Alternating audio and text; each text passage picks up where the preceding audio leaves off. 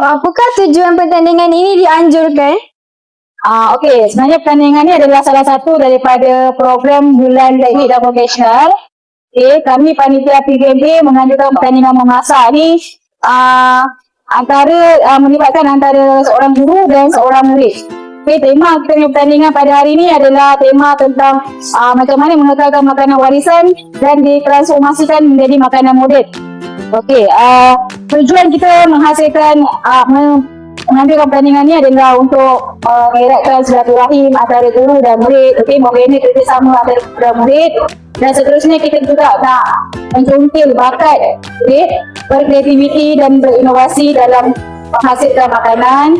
Okey, dalam masa yang sama vocational tu sendiri mendidik murid berkemahiran. Okey, jadi nak terapkan murid-murid yang berkemahiran dalam bidang masakan.